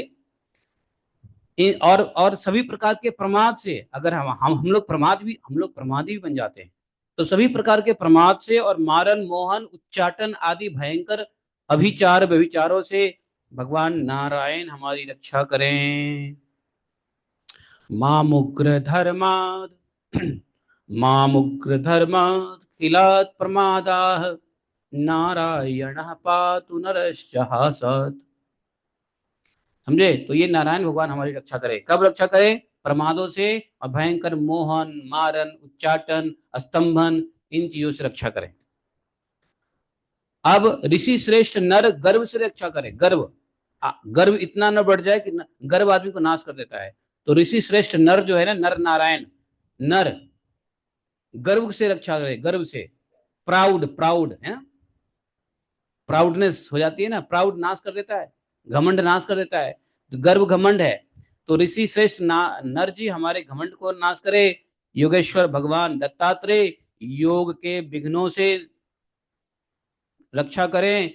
और त्रिगुणाधिपति भगवान कपिल कर्म बंधनों से मेरी रक्षा करें। अरे भाई, कर्म बंधन में भी तो हम फंसे हुए हैं, हमारा नाश कर्म का बंधन भी तो कर रहा है। तो कर्म के बंधन से कौन रक्षा करे? भगवान कपिल देव रक्षा करें। यही भगवान कपिल देव हैं जो सांख्य के ज्ञान देने से कर्मों का नाश करने के लिए उपदेश दिया था। किसको? माता देवहूति को। तो माता देवहूति को सांख्य ज्ञान का उपदेश किया था कर्म का नाश करने के लिए। तो भगवान कपिल देव हमारे कर्म के बंधनों से रक्षा करें। और दत्तात्रेय जी योग में आने वाले विघ्नों को रक्षा करें। हम लोग कौन से योग में हैं? भक्ति योग में हैं। तो भक्ति योग में जो विघ्न आते हैं या आएंगे, उसके लिए दत्तात्रेय भगवान रक्षा करें। नहीं समझे? समझ रहे हो नहीं समझ रहे हो बाबा? हम्म। हाँ। और सुनो, कामदेव भी हमको परेशान करता है। तो कामदेव से रक्षा कौन करे? परम ऋषि सनत कुमार। भगवान सनत कुमार कामदेव से रक्षा करें। आदमी को काम भी तो सताता है, काम की वजह से बहुत गलत काम हो जाता है। इच्छाएं ही तो आदमी को कर्म करने के लिए बाध्य करता है। तो काम हमारे भक्ति में हम्म, हमारे शरीर को नुकसान न करे, इसलिए परम ऋषि सनत कुमार कामदेव से रक्षा करें। 17वें श्लोक में देखो, सनत कुमारो अब तू काम देवाह दैसृषा मां पतिदेव हेलनाथ। तो तो ऋषि श्रेष्ठ जो हैं, परम ऋषि सनत कुमार कामदेव से रक्षा करें। है ग्रीव भगवान रास्ते में चलते समय रक्षा करें। चलते समय चल रहे हैं तो ठीक है। देव मूर्तियों को नमस्कार आदि न करने के अपराध से, अगर रास्ते में चलते हैं, बहुत सारे देवी देवता की मूर्तियां होती है, जाने अनजाने अगर नजर पड़ गया तो हम नमस्ते कर लेते हैं। लेकिन जब नहीं कर पाते, जब जब ध्यान नहीं देते हैं, नमस्कार नहीं कर पाते हैं, तो जानते हो अपराध लग जाता है। रास्ते में चलते हो और कोई मंदिर आ गया, कोई भगवान की मूर्ति है, टूटी फूटी मूर्ति भी अगर भगवान की दिख जाती है, पीपल का पेड़ है, पीपल के पेड़ के नीचे बहुत सारे मूर्तियां रखी होती है, लोग बाग रख देते हैं, हम उस पर ध्यान नहीं देते हैं, नमस्कार नहीं करते हैं, तो वो एक पाप लग जाता है। तो कहते हैं कि रास्ते में चलते समय देव मूर्तियों को नमस्कार नहीं करने से जो अपराध लगता है, ऐसे अपराधों को देवर्षि नारद जी क्षमा करें। जानते हो, जितने भी सेवा अपराध है, उसके माफी के लिए नारद जी से नारद जी जो है उसको माफ करते हैं। देखो, सेवा अपराध बहुत प्रकार के होता है, 32 प्रकार का सेवा अपराध होता है। 32 प्रकार का सेवा अपराध होता है। अगर आप जानोगे तो आश्चर्य करोगे, और हर व्यक्ति को जानना चाहिए। जैसे कभी भी किसी भी सवारी पे बैठकर या पैर में चप्पल पहन के मंदिर में प्रवेश नहीं करें, पहला सेवा अपराध है। दूसरा सेवा अपराध है, रथ यात्रा हो, जन्माष्टमी हो, भगवान की कोई भी उत्सव हो, अगर नहीं मनाते हो या दर्शन करने नहीं जाते हो, तो ये भी सेवा अपराध है। मान लो किसी भगवान का अवतरण दिवस है, कृष्ण जन्माष्टमी है या कोई भी, तो अगर आप उसको नहीं मनाते हो, या जहां अगर नहीं मनाते हो घर में तो कोई बात नहीं, लेकिन जहां मनाए जा रहे वहां दर्शन करो, जाके वहां दान दो, सपोर्ट करो, वहां दर्शन करने जाओ। ऐसा नहीं करने से भी भगवान का सेवा अपराध हो जाता है। तीसरा है, भगवान के मूर्ति के दर्शन किया लेकिन प्रणाम नहीं किया। भगवान का कोई भी मूर्ति हो, अगर दर्शन हो जाए तो प्रणाम जरूर करो। चौथा सेवा अपराध है कि अशुद्ध अवस्था में भगवान का दर्शन करना। अशुद्ध अवस्था में भगवान के दर्शन मत करो, अपराध है। बहुत सारे लोग बिना नहाए धोए आ जाते हैं मंदिर में, मंगला आरती में, नहीं करना चाहिए, सेवा अपराध लगता है। ठंड का समय है, कौन 4 बजे नहाए, बिना नहाए धोए आ जाते हैं, सेवा अपराध लग जाता है। हाथ से दोनों हाथ जोड़ करके प्रणाम नहीं किया तो सेवा अपराध है। कभी कभी लोग एक हाथ से ऐसे करते हैं, है ना। ऐसे करते हैं कभी कभी लोग ये करते हैं ये सेवा अपराध है। और यदि परिक्रमा कर रहे हो तो भगवान के सामने आकर के थोड़ी देर रुको, या सामने ही परिक्रमा करते रहोगे तो यह सेवा अपराध है। परिक्रमा करते वक्त ध्यान रहो, भगवान के सामने थोड़ा देर रुकना है। जैसे एक राउंड मार लिया तो थोड़ा देर रुकना है, फिर दूसरे राउंड मारो। ऐसा नहीं करोगे तो वही अपराध हो जाता है। सातवां है, भगवान के विग्रह के सामने पैर को नहीं फैलाना। अगर विग्रह सामने है तो पैर को फैला के बैठना सेवा अपराध है। देखो ये सब जानोगे तो समझोगे, नहीं समझोगे तो अपराध करोगे, इसलिए मैं टाइम लेके बता दे रहा हूं। उसके बाद भगवान के विग्रह के सामने दोनों घुटनों को ऊंचा करके नहीं बैठना कभी भी। जैसे कभी कभी क्या होता है, भगवान के विग्रह के सामने ऐसे बैठ जाते लोग, ऐसे देखो ऐसे बैठ जाते हैं, ये गलत है। समझ गए ना। ऐसे बैठ, कभी भी भगवान के विग्रह के सामने दोनों घुटनों को ऊंचा करके हाथ ऐसे लॉक करके नहीं बैठना चाहिए। समझे नहीं समझे? समझ रहे हो? ध्यान दो, ये सब बात कौन बताएगा। और सुनो, और सेवा अपराध सुन लो, आश्चर्य लगेगा। और बच्चों को सिखाओ, पतियों को सिखाओ, पत्नियों को सिखाओ, भाई को सिखाओ, बंधु सबको सिखाओ। तो ये नहीं करना है, विग्रह के सामने चिल्लाना नहीं है, और भगवान के विग्रह के सामने शाउटिंग नहीं करनी है, भगवान के विग्रह के सामने आपस में बातचीत भी नहीं करना चाहिए, और भगवान के विग्रह के सामने जोर से बोलना भी नहीं चाहिए। और भगवान के विग्रह के सामने झूठ मत बोलो। झूठ बोलना है तो बोलो मत, झूठ बोलना है तो अलग हो जाओ। इसलिए भगवान के विग्रह के सामने लोग शपथ दिलाते हैं, चल भगवान के सामने बोल। क्योंकि भगवान के सामने कोई झूठ नहीं बोलेगा, बोलेगा तो अपराध लगेगा। तो इसलिए भगवान के सामने, विग्रह के सामने सोना भी नहीं होता है। डोंट स्लीप भगवान के विग्रह के सामने, समझे। भगवान के विग्रह के सामने किसी व्यक्ति को प्रणाम मत करो, ये भी अपराध होता है, समझे।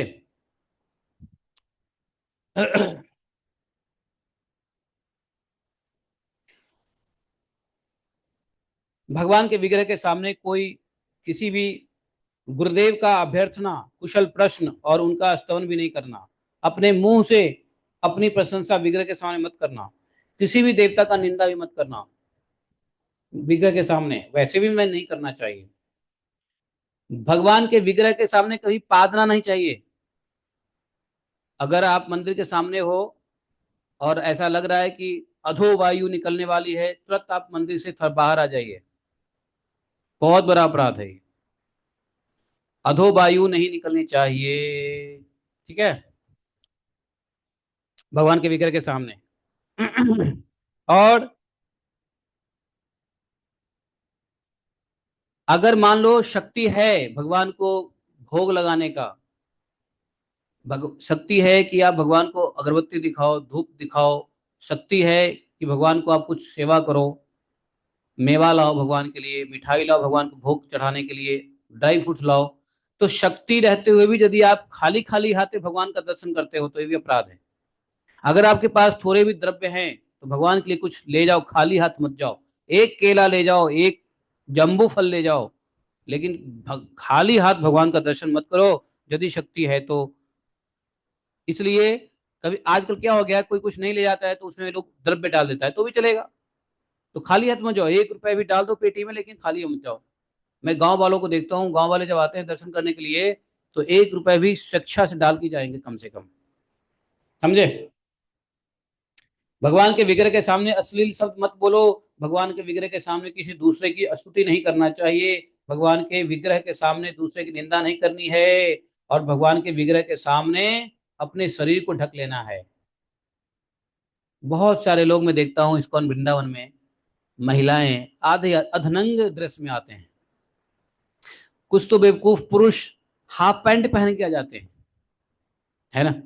अंगों का प्रदर्शन नहीं करना चाहिए, कम से कम अंग दिखे। अब चेहरा दिखे, हाथ, 2 हाथ दिखे, बस पैर भी ना दिखे, ऐसे बैठो अपने धोती से, पैर को भी ढक के बैठो भगवान के सामने, समझे। भगवान के विग्रह के सामने लेटना नहीं, सोना नहीं है। भगवान के विग्रह के सामने कुछ भी मत खाओ। प्रसाद मिला तो थोड़ा सा बाजू में हट जाओ फिर खाओ। ये नहीं कि वही भगवान के विग्रह के सामने मिला वहीं पे पक्का लगा लिया। आपस में बातचीत नहीं करना है, चिल्लाना नहीं है, ये सब बता दिया ना। सोना नहीं है, ये सब जो है ये 32 प्रकार के सेवा अपराध है।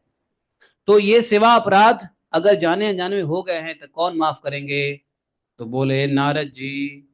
नारद जी जो है, देवर शिवर्य पुरुषांचरांतरात कुर्मो हरिर्माम निर्याद शेषात।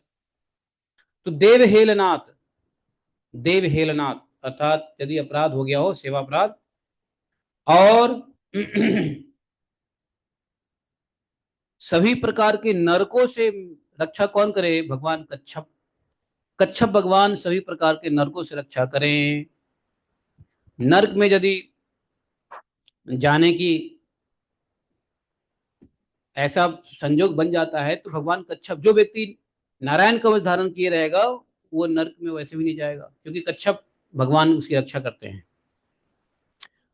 आज मैंने राधा कुंड में बहुत बड़ा, मतलब इतना बड़ा, इतना बड़ा, इतना बड़ा मैंने कछुआ देखा, मतलब इससे बड़ा मैंने देखा ही नहीं था। इतने बड़े कछुआ देखा। कछुआ, कच्छप, हाँ, टर्टवाइज, टर्टवाइज बहुत बड़ा था। मेरे ख्याल से उसकी आयु जरूर 400-500 साल की रही होगी। आज तक का सबसे बड़ा कछुआ मैंने देखा राधा कुंड में। और पता है वो जनरली कछुआ पे क्या है, आवाज तो पानी में घुस जाता है, लेकिन आज तो मैं जोर जोर से हरे कृष्णा कर रहा था, राधे राधे कर रहा था, बहुत नजदीक नजदीक में गया, फिर भी कछुआ नहीं घुसा अंदर। वो ढीठ होकर के सामने में रहा। हमने कहा चलो भाई ये लगता है मिलने आया है। मैंने जैसे ही हाथ बढ़ाया हाथ मिलाने के लिए, तब जाके वो अंदर घुस गया। उसको लगा कि मैं पकड़ूंगा। जनरली कछुआ जानते हो थोड़े से हरकत करते ही नीचे भाग जाते हैं, लेकिन ये बड़ा कछुआ नीचे भाग नहीं रहा था, वो एकदम मेरे सामने में आ गया। आज की बात बता रहा हूँ मैं, जय हो कच्छप भगवान की जय। एक कछुए के दर्शन हो जाए ना जल में जिस दिन, वो दिन बड़ा अच्छा होता है। और रोज ही राधा कुंड पे कछुआ का दर्शन सुबह सुबह होता ही है। ठीक है। उसके बाद आगे सुनो, भगवान धन्वंतरी, धन्वंतरी भगवान पथपथ्या द्वंद्वाभ्यादिशो निजात। आप लोग भोजन करते हो ना, तो भोजन की वजह से भोजन गलत कर लिया उसको क्या बोलते हैं? कुपथ्य। गलत भोजन कर लिया उसको पथ्य, पथ्य मतलब अच्छा भोजन, कुपथ्य मतलब बेकार भोजन। तो अगर कुपथ्य खा लिया तो भगवान धन्वंतरी रक्षा करे। अब इसका ये मतलब नहीं कि चाउमीन खाओ भगवान धन्वंतरी को याद कर लो, ऐसा ऐसा मत करो। पिज्जा बर्गर खाओ भगवान धन्वंतरी को याद कर लो, उल्टे सीधे खा लो भगवान धन्वंतरी को याद कर लो, नहीं। यदि गलती से ऐसा खाते वक्त हो जाता है तो भगवान धन्वंतरी कुपथ्य से रक्षा करें, क्योंकि कुपथ्य भी शरीर का नाश करता है, शरीर को रोग बलाय देता है कुपथ्य, रॉन्ग डाइट। उसके बाद अगर भय उत्पन्न हो गया है तो भगवान ऋषभ देव सुख दुख आदि, सुख दुख, जय विजय पराजय लाभ हानि, इससे रक्षा कौन करे? भगवान ऋषभ देव।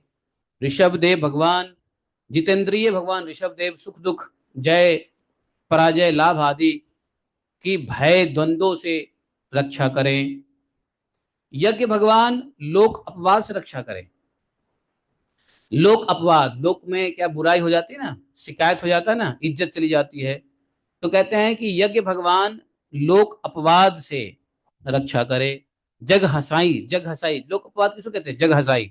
जग हसाई से यज्ञ भगवान रक्षा करे। बलराम जी क्या करे? मनुष्यों के द्वारा जो कष्ट आ रही हो उससे बलराम जी रक्षा करें। बहुत सारे मनुष्य हैं जो दुश्मनी करते हैं आपसे, दुश्मनी, आपके दुश्मन होंगे मनुष्य लोग। तो मनुष्य जो आपको नुकसान करने की कोशिश कर रहे होंगे उससे रक्षा कौन करे? बलराम जी करे। मनुष्य कृत कष्टों से बलराम जी, और श्री शेष नाग जी, श्री शेष जी किससे रक्षा करे? सांपों से, सांपों के गण से शेष भगवान रक्षा करे। अज्ञान से कौन अज्ञान से भी आदमी का नाश हो जाता है, तो अज्ञान से कौन रक्षा करे? भगवान श्री कृष्ण द्वैपायन व्यास देव जी, जानते हो? भगवान श्री कृष्ण द्वैपायन व्यास देव जी अज्ञानता से रक्षा करें। समझे? सुनो, और पाखंडियों से रक्षा कौन करे? पाखंडी और प्रमाद से रक्षा करे बुद्धदेव। बुद्धदेव धर्म रक्षा के लिए महान अवतार धारण करने वाले भगवान कली के दोष की रक्षा करे। कली के बहुत दोष हैं, कली भी नुकसान पहुंचाता है, तो कली का दोष जो है उससे रक्षा करे कौन? भगवान कली, कल की भगवान। सुबह में भगवान केशव अपनी गदा लेकर रक्षा करें, दिन में भगवान गोविंद अपनी बांसुरी लेकर रक्षा करें, दोपहर में भगवान नारायण अपनी तीक्ष्ण शक्ति लेकर, दोपहर को भगवान विष्णु चक्रायुध सुदर्शन की रक्षा करें, तीसरे पहर में मधुसूदन भगवान रक्षा करें प्रचंड धनुष लेकर मेरी। अच्छा, सायंकाल में कौन रक्षा करे? त्रिमूर्तिधारी माधव। सूर्यास्त के बाद कौन रक्षा करे? भगवान ऋषिकेश। अर्धरात्रि, आधे रात्रि में कौन रक्षा करे? तो बोले पद्मनाभ भगवान। रात्रि के पिछले प्रहर में कौन रक्षा करे? श्रीहरि। उषा काल, सुबह सुबह ब्रह्म मुहूर्त में कौन रक्षा करे? भगवान जनार्दन। सूर्योदय से पहले कौन रक्षा करे? श्री दामोदर। और संपूर्ण संध्याओं में, सभी संध्याओं में काल मूर्ति भगवान विशेश्वर मेरी रक्षा करें। तो ये हर स्थान हर समय में रक्षा हो गया। सुदर्शन भगवान, आपका चक्र क्या है? रथ के पहिए की तरह है। आपके किनारे का भाग प्रलयकालीन अग्नि के समान अत्यंत तीव्र है। आप भगवान की प्रेरणा से सब ओर घूमते रहते हैं। जैसे आग वायु की सहायता से सूखे घास फूस को जला डालती है, वैसे ही आप मेरी शत्रु सेना को शीघ्र से शीघ्र जला दीजिए, जला दीजिए। तो शत्रुओं से रक्षा किसको करना है? सुदर्शन भगवान को करना है। और कौमुद गदा, हे कौमुद गदा, इस श्लोक में कहा जा रहा है, हे कौमुद गदा। देखो श्लोका संख्या 24 निकालो, लिखा हुआ है गदे अस्मि अस्मन विश्वलिंगे, अर्थात हे कौमुद की गदा भगवान की गदा है। आप का मैं सेवक हूं, इसलिए आप कुष्मांड, विनायक, यक्ष, राक्षस, भूत, प्रेत आदि ग्रहों से अभी कुचल डालिए। ये जितने ग्रह है सबको कुचल डालिए, मेरे शत्रुओं का चकनाचूर कर दीजिए। तो ये बोल रहा है कौमुदी की गदा। कौमुदी की गदा कुष्मांड, विनायक, यक्ष, राक्षस, भूत, प्रेत, ग्रह, नक्षत्र, तारे, अगर यदि ये मेरे अनुकूल हैं तो ठीक है, प्रतिकूल है तो उसको आप मार दीजिए। शत्रु है तो मार दीजिए। शत्रु प्रतिकूल होता है, अनुकूल नहीं होता है। अनुकूल तो मित्र होता है, नहीं। अब बोले कि हे शंख, देखो भगवान का सुदर्शन चक्र को किससे रक्षा करें? शत्रुओं से। और भगवान का गदा किससे रक्षा करें? भूत, पिशाच, ग्रह इत्यादि से।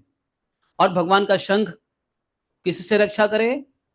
तो बोले पिशाच, ब्रह्म राक्षस, यातुधान, प्रमथ, पेत, मातृ, ब्रह्म राक्षस, जो भयावह प्राणी है उसको भगा दे। इसलिए शंख बजाते हैं ना, जानते हो?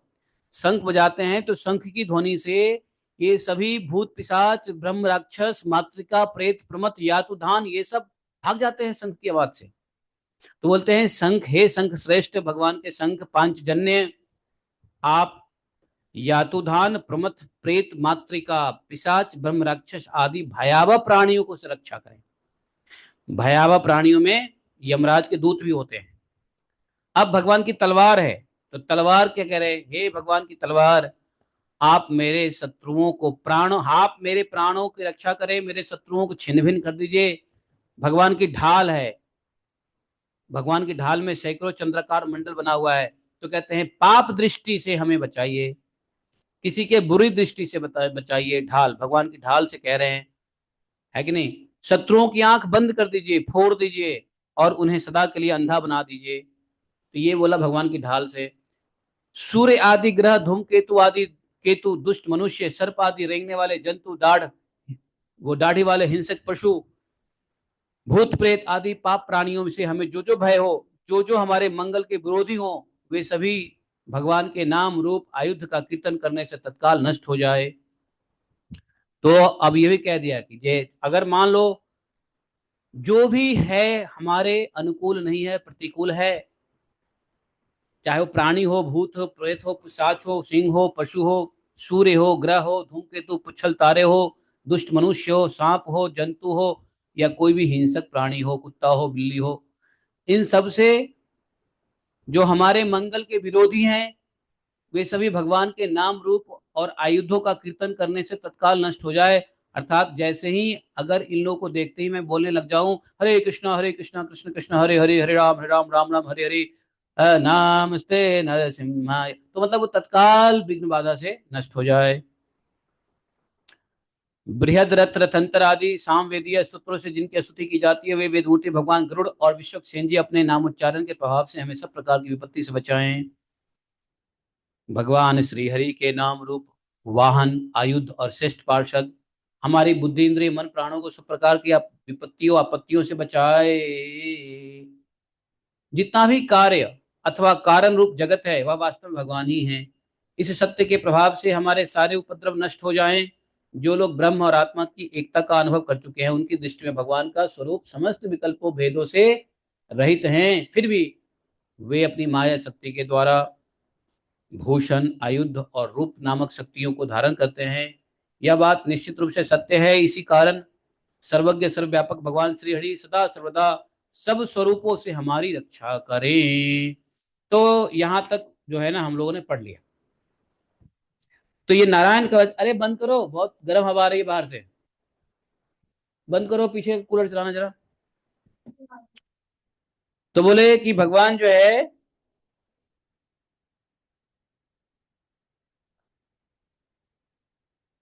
तो ये जो है सब प्रकार की रक्षा करे। लेकिन एक और श्लोक है, 34 श्लोक, जो भयंकर ठास से सब लोगों को भय भगा देते हैं, सब लोगों के भय को भगा देते हैं। वे अपने तेज से सबका तेज ग्रस लेते हैं। वे भगवान नृसिंह दिशा विदिशा ऊपर नीचे बाहर भीतर सब ओर से हमारी रक्षा करे। तो यहाँ पर जो है ये विश्वरूप जी ने कहा कि देवराज इंद्र, मैंने तुम्हें यह नारायण कवच सुना दिया। तो मतलब 34 श्लोक तक नारायण कवच है। तो नारायण कवच वास्तव में जो कवच का पाठ है वो कौन से श्लोक तक है? और श्लोक का नंबर 12 से लेकर 34 तक पढ़ने हैं। अंगन्यास, करन्यास और षडक्षर न्यास, ये तीनों चीज करने के बाद श्लोका नंबर 6, 8, 12 से लेके 6, 8, 34 तक पढ़ना है बस। अब विश्वरूप जी कह रहे हैं कि देवराज इंद्र, मैंने आपको यह नारायण कवच सुना दिया। इस कवच से आप अपने को सुरक्षित कर लो, बस फिर तुम अनायास ही दैत्यों की उत्पत्तियों से जीत लोगे। इस नारायण कवच को धारण करने वाला पुरुष, देखो अब कह रहे हैं कि इस नारायण कवच को धारण करने वाला कोई पुरुष जिसको भी अपने नेत्रों से देख लेता है अथवा पैर से छू देता है, वह तत्काल समस्त भयों से मुक्त हो जाता है। नारायण कवच तो है ही, लेकिन यदि आपने धारण कर लिया तो आप जिसको देख लोगे या पैर से छू दोगे तो उस व्यक्ति के अंदर से भय निकल जाएगा। जो इस वैष्णवी विद्या को धारण कर लेता है उसे राजा, डाकू, प्रेत, पिशाच आदि और बाघ आदि हिंसक जीवों से कभी किसी प्रकार का भय नहीं होता है। आप भय से मुक्त हो जाओगे। नारायण कवच ऐसा कवच है। देवराज इंद्र, प्राचीन काल की बात है, एक कौशिक गोत्री ब्राह्मण ने इस विद्या को धारण करके योग धारणा से अपने शरीर मरुभूमि में त्याग दिया, अपने शरीर को त्याग दिया। एक ब्राह्मण जब शरीर छोड़ा तो मरुभूमि में शरीर छोड़ा तो धूल वगैरह से उसके जो शरीर था वो दब गया। लेकिन वो रोज रोज नारायण कवच को धारण करता था। ब्राह्मण था, कौशिक गोत्री उत्पन्न ब्राह्मण था। जहां पर उस शरीर का जहां पर उस ब्राह्मण का शरीर पड़ा हुआ था, आकाश मार्ग से एक गंधर्व जा रहे थे। उस गंधर्व का नाम क्या है? चित्ररथ। चित्ररथ अपने स्त्रियों के साथ, पत्नियों के साथ विमान पे बैठ के जा रहे थे। वहां आते ही वे अचानक नीचे की ओर सिर किए विमान के सहित आकाश से पृथ्वी पर गिर गए। इस घटना से उनको आश्चर्यचकित हुआ कि भाई ये कैसे हो गया? मैं भला चंगा जा रहा था और मेरी विमान उल्टी कैसे गिर गई नीचे पृथ्वी पे? तो इस बात को लेकर के पूछा अपने गुरु से। उनके गुरु थे मुनि बालखिल्य। तो बालखिल्य मुनि ने कहा कि देखो, तुम जहां गिरे हो ना, वहां पे एक नारायण कवच धारण करने वाला ब्राह्मण का शरीर गिरा हुआ था,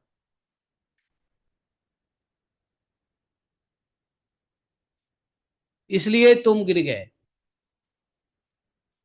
तुम एक काम करो, उस ब्राह्मण देवता के हड्डियों को ले जाकर नदी में प्रवाहित कर दो, फिर स्नान करके अपने लोक को गए। सुखदेव जी कहते हैं, तो देखा इतना प्रभाव है नारायण कवच धारण करने का, कि जो व्यक्ति नारायण कवच धारण करता है मरने के बाद भी उसके हड्डी अस्थि पंजरों में इतनी शक्ति रहती है कि कोई उसको लांघ नहीं सकता है। बताओ। श्री सुखदेव जी कहते हैं, परीक्षित, जो पुरुष इस नारायण कवच को समय पर सुनता है और जो आदर पूर्वक इसे धारण करता है, उसके सामने सभी प्राणी आदर से झुक जाते हैं और सब प्रकार के भय से मुक्त हो जाता है। परीक्षित, शतक्रतु इंद्र ने आचार्य विश्वरूप से यह वैष्णवी विद्या प्राप्त करके रणभूमि में असुरों को जीत लिया और तीनों लोक के लक्ष्मी का उपभोग करने लगे।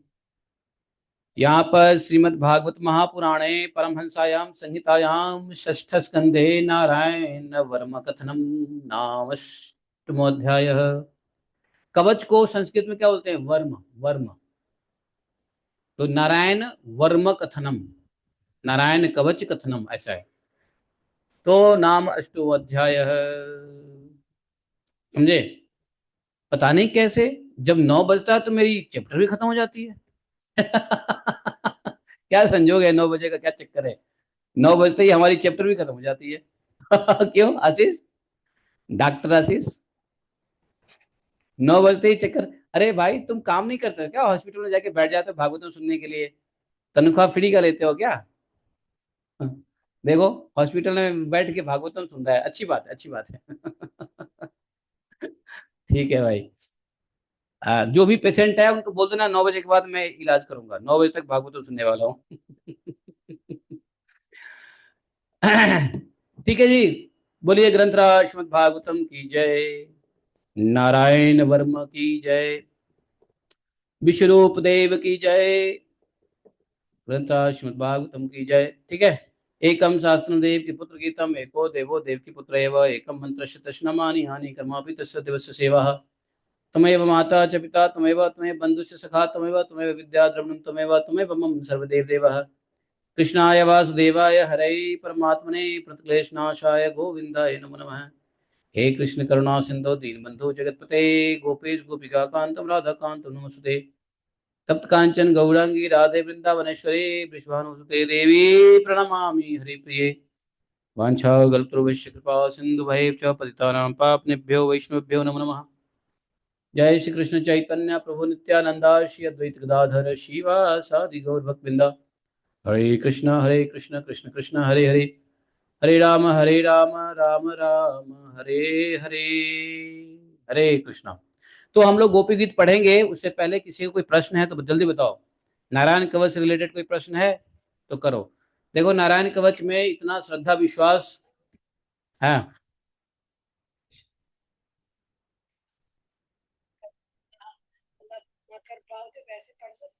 तो पुरोहित से करवा लो, जो भी पुरोहित हो, किसी पंडित से आप करान्यास विन्यास करवा लो। ऐसा करते हैं। अगर ऐसा है तो आप सुन लो। आप आप आप उसको सुन सकते हो भाई देवे। कोई दिक्कत हो गई तो फोन कर दिया, किसी को बोला कि प्रभु जी मेरे लिए नारायण को जब पढ़ लो मैं सुनूंगा। तो आप अगर उसको करन्यास विन्यास सुनोगे भी तो भी फायदा है, क्योंकि देखो सुखदेव गोस्वामी महाराज ने क्या कहा कि जो लोग इसको सुनते हैं या पढ़ के धारण करते हैं, सुन के धारण करें या पढ़ के धारण करें, उनको फायदा होता है। तो अगर आपको नहीं करना है तो आप कमल को फोन करो, कमल बेटा तू मेरे लिए पढ़ जरा, तो वो सुना देगा आपको।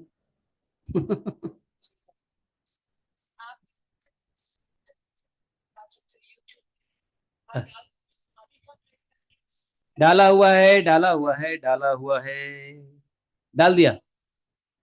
अरे कब का डाला हुआ है? नारायण कवच कब का डाला हुआ है? नारायण कवच, नारायण कवच डाला हुआ है। नारायण कवच ये समझो कि मैं पिछले 15 साल से नारायण कवच पढ़ता हूँ।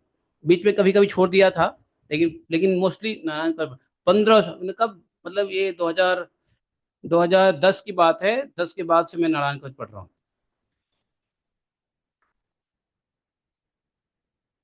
हाँ, टेलीग्राम पे मतलब आप चैनल में जाओ ना, मेरे चैनल पे जाओ, मेरा चैनल है उसमें टाइप करो। हाँ, वही है, ठीक है। और ये जो आज मैंने बताया है इसमें, इस सेक्शन को भी मैं डाल दूंगा, भागवतम के इस सेक्शन को काट के डाल दूंगा, तो ये आप देख सकते हो। बताया ना, उसी का एक हिस्सा निकाल के आप हमेशा आप सुन सकते हैं ना, एटलीस्ट अगर हम गलती ना करें, बेटर हम लिसन करें, सुन लो। हम्म। अच्छा, हाँ, कभी भी जब भी आपको भय लगे, और संसार में भय तो भैया पदम पदम विपदम। इस संसार में तो हर एक एक पद पद पे विपत्ति है। तो इसलिए नारायण कवच तो कलयुग के, देवराज इंद्र को हमेशा विपत्ति नहीं आई, वो तो एक बार दैत्य ने आप कर दिया आक्रमण, विपत्ति आ गई, लेकिन मनुष्य के ऊपर तो पता नहीं कितने नाना प्रकार के दैत्य भरे पड़े हैं। तो हर हर क्षण क्षण में विपत्ति है। इसलिए सुबह उठते नहा धो के नारायण कवच धारण कर लो, आहा, 24 घंटे के लिए प्रोटेक्टेड हो गए। न सांप कुछ करेगा, न भूत कुछ करेगा, न मनुष्य कुछ करेगा, न दुश्मन कुछ करेगा, ग्रह नक्षत्र तारे सब शांत 24 घंटे के लिए। हमारे पास ऐसी ऐसी विद्याएं हैं भागवतम में, ये कोई कर्मकांड में नहीं है, भागवतम में है। अगर यह अगर यह अगर यह सिर्फ इंद्र अगर यह सिर्फ इंद्र जी के लिए होता, देवराज इंद्र के लिए होता, तो विश्वरूप जी क्यों कहते कि कोई भी मनुष्य जो इसका धारण करे उसका फायदा होगा। अगर यह परीक्षित जी के लिए बोला गया होता, तो परीक्षित जी को जरूरत ही नहीं है शरीर के प्रोटेक्शन की, 7 दिन के बाद शरीर छोड़ना ही है। तो ये एक्चुअली हम लोगों को के लिए ही दिया गया है कि भाई भजन करने में बहुत सारे विघ्न आएंगे हैं, और यदि उन विघ्नों को हटाना है तो नारायण कवच सॉलिड यंत्र मंत्र तंत्र है। आप अन्य किसी प्रकार के कर्म कांड में मत फंसिए, नारायण कवच पढ़िए, हरि का नाम जपिए, नारायण नारायण। 10 मिनट का काम है।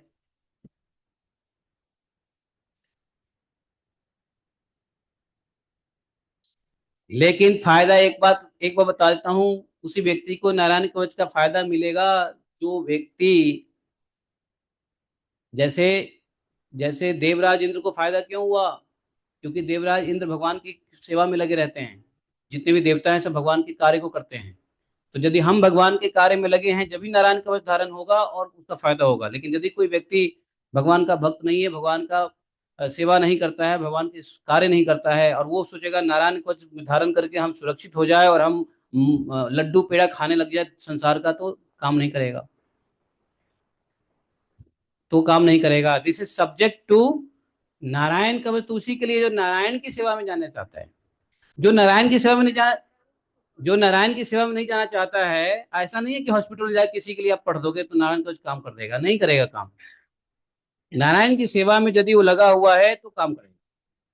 देवराज इंद्र नारायण की सेवा में लगे हुए हैं। हाँ, यदि व्यक्ति यह संकल्प करे कि मेरी जान बच जाए तो मैं भगवान की भक्ति करूंगा, तो शायद फायदा कर जाए, अदरवाइज नहीं फायदा करता। देखो, संसारी लोगों को तो मरना ही अच्छा है। जो लोग भगवान की भक्ति नहीं करते उनको तो जल्दी मरना अच्छा है। क्यों? जितना जिंदा रहेंगे उतना पाप करेंगे, इसलिए जल्दी मरो। जो संसारी लोग हैं जो संसारी लोग हैं, अगर उसको बीमारी पकड़ ले तो कोई इलाज करने की जरूरत नहीं है, वो जल्दी मरे तो अच्छा है। क्यों? जितना दिन रहेगा उतना भोग करेगा, उतना पाप करेगा। जो जल्दी चला जाएगा तो कम पाप करेगा। समझे? इसलिए आप समझो, इसलिए संसारी लोग के लिए ज्यादा प्रार्थना मत करो। संसारी लोगों के लिए क्या प्रार्थना करनी चाहिए? भगवान भला करे, भगवान की भक्ति हो, कृष्ण कृष्ण मतिर रस्तु, ये आशीर्वाद दो संसारी लोगों को। ये मत दो कि हाँ बेटा तेरा ठीक हो जाए और ठीक होके तू फिर भोग कर। है? ये नहीं है। उसको कृष्ण मस्ती रस्तु, कृष्ण भक्ति के लिए आशीर्वाद दीजिए, कृष्ण भक्ति के लिए प्रार्थना कीजिए। यदि किसी व्यक्ति को आपको प्रार्थना करने की आवश्यकता है तो कृष्ण भक्ति के लिए प्रार्थना कीजिए। भजन भक्ति, संसारी व्यक्ति तो जितना मर जाए जल्दी उतना बढ़िया है। इसीलिए देखो, अपराधी को आतंकी को मारना उसके लिए ही हित के में है। आतंकी को जितना मारोगे ना तो उसके लिए फायदा है। क्यों? जितना दिन पृथ्वी पर रहेगा आतंक फैलाएगा, पाप करेगा। इसलिए अच्छा जितना जल्दी खत्म कर दो उतना बढ़िया है। मोदी जी को बता बता दो, आप लोग मोदी जी को समझना चाहिए बात को, आतंकी को जल्दी खत्म करो। आतंकियों को मारना आतंकियों के हित में है। जितना ज्यादा दिन जिएंगे आतंकी उतना ही वो पाप करेंगे, उतना ही ज्यादा मर्डर करेंगे, उतना ही ज्यादा रेप करेंगे। इसलिए आतंकी को मारो। लेकिन यदि कोई आतंकी, यदि कोई पापी, यदि कोई समाज का द्रोही भगवान का भक्त बन जाए तो गीता में भगवान ने कहा है उसको हाथ मत लगाना। जैसे अजामिल ने कितना पाप किया लेकिन हाथ नहीं लगाने दिया विष्णुदूत ने। क्यों? भगवान का स्मरण किया था। तो यदि कोई आतंकी पापी यदि भगवान का भक्ति करने लग जाता है तो उसी कंडीशन में क्षमा करने योग्य है। यदि कोई हथियार रख के कहे कि मैं भगवान का माला पकड़ूंगा और जप करूंगा, तो चल बेटा तू जप कर। और यदि भगवान का शरण आ गया, भगवान की भक्ति में लग गया तो क्षम्य है, तब तो वैष्णव हो गया ना। तो वैष्णव को मारना सही थोड़ी ना है। अरे जब तक उसने पाप किया, अपराध किया, वो उसके गुणों की वजह से हुआ। उसके गुण ऐसे थे, संस्कार ऐसे थे। रखो, उसके गुण संस्कार ऐसे थे जिसकी वजह से उसने अपराध किया, पाप किया। लेकिन अब तो भगवान का भक्त बन गया तो वैष्णव बन गया। तो क्षमा उसी कंडीशन में है जिस कंडीशन में वो भगवान की भक्ति करने लग जाए, गुरु स्वीकार कर ले और प्रण करे कि अब मैं कोई अपराध नहीं करूंगा, तो क्षमा किया जा सकता है। क्षमा इसलिए नहीं करना चाहिए कि मानवता का आधार है, ह्यूमैनिटेरियन ग्राउंड है ना, समझे? तो इसलिए आतंकवादियों को या पापियों को, आतताइयों को जल्द से जल्द नाश कर दो। नहीं करोगे तो वो और पाप करेगा, उसके लिए और नरक जो है का रास्ता खुलेगा। समझे? जयति ते अधिकं जन्मना व्रज शयत इंदिरा शाश्वतत्र ही।